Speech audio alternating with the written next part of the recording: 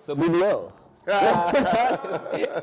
Nah, man. I appreciate you for coming out here, bro. Appreciate you for having me. For real. Thank you for being the first artist to grace the ALORE Live situation.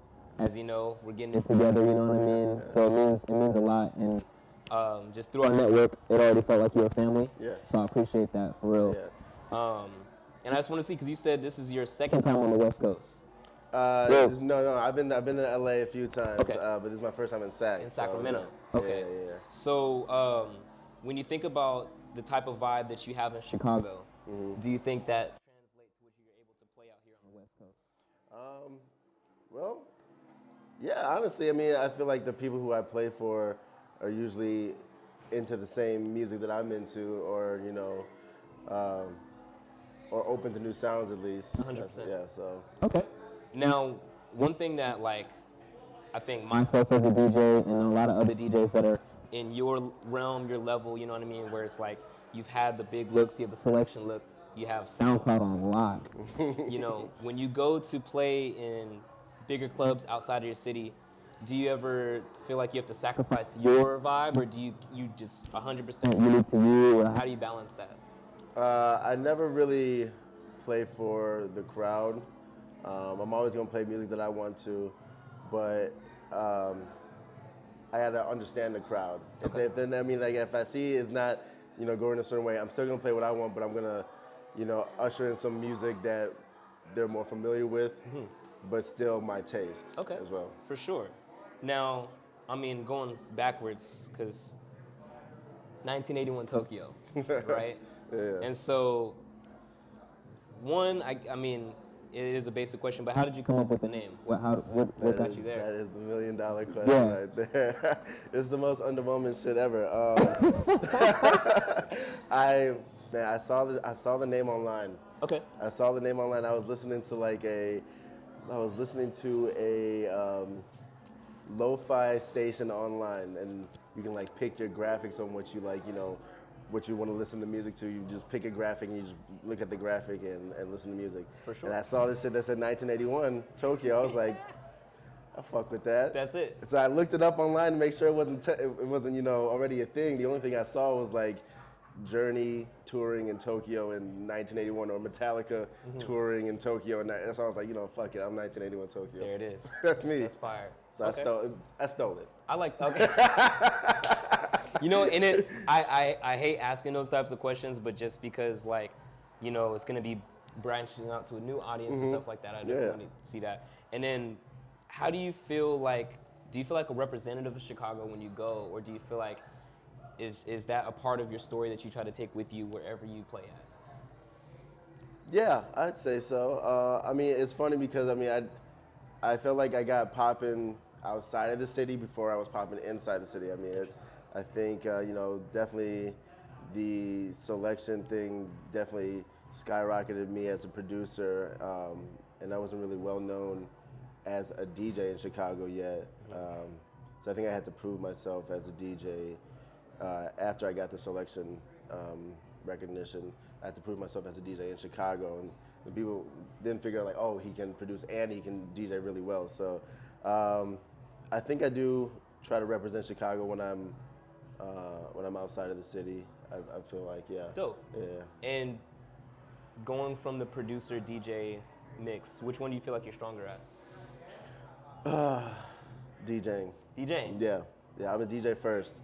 I started DJing in 2011. I started producing about 6 years ago. Yeah, I'm a DJ at heart, so. Right. Yeah. And I was told that you guys started doing the whole house party circuit, and then you went from there to the more intimate parties and then the clubs and stuff like that. You ever miss the house parties? Oh, yeah, all the time. House parties. That's where that's the energy is that everyone's hot and sweaty in somebody's musty ass apartment and just having a good time playing whatever the fuck you want. There's no club promoter breathing down your neck telling you what to do. It's just everyone's there for the ride. That's the shit that I fuck with 100%. Do you think that it's more fulfilling to do those house party or kind of those underground situations, or when you're in a club when you got thousands of people, which one actually fuels your soul, That's a good question. I mean, because because I've experienced both sides of like the house party feeling super fulfilling because everyone's rocking with you, and I've also experienced like doing a big show at like a club or an event space, and that also just, you know, the energy around that has also been phenomenal. So I can't really tell you which one's better. I think it's just all about how, if you feel like you gave it your all at the end of the set. Yeah. All right. Shoot, my last question.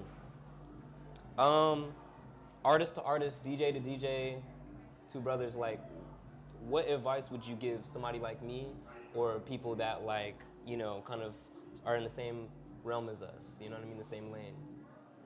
I would say don't compromise your sound because you want to get into a spot. Definitely just play the shit that you fuck with. Oh yeah.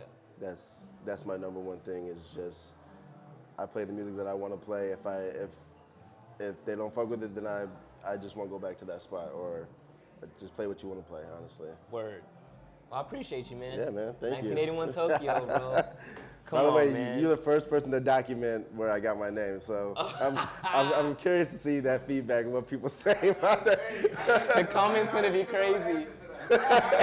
I've told people, but I've told people, but this is. Yeah, man. That's crazy. That's hilarious. I mean, shoot, I'm Shino Smoke. I got mines because I like Naruto and shinobis and shit like that, and I was like, I'm a shinobi in the smoke. So we in the same, like, Black boys anime weird bubble, you know what I'm saying? It's funny because I didn't really even fuck with anime growing up, but my two older sisters were big anime fanatics. But like I kind of just have that in me just because when they would have control over the TV, I had no choice but to fucking watch Naruto or Bleach or. In the Uber last night on the way to the crib, this dude was playing just like anime beats. And we had like a 20-minute conversation about different animes and shit with the Uber driver. It was crazy. Yeah. All right, so now that you went down the anime circuit, what's your favorite anime? Bebop. Easy. I recently started watching Samurai Champloo again. I fuck with that because of honestly, all the animes that I fuck with has to do basically with the soundtrack, because the soundtrack for Cowboy Bebop is unmatched. The soundtrack for Samurai Champloo is also just like the hip hop that they put in that is dope. So You know, it's made by the same people. and that's what the Uber Shinichiro driver was telling us. Yeah, And bro. then Wolf's Rain too. Is that also Yep. Also amazing That's soundtrack. I appreciate you, man. Thank you, brother. Thank you so Thank you. much, bro. Thank you.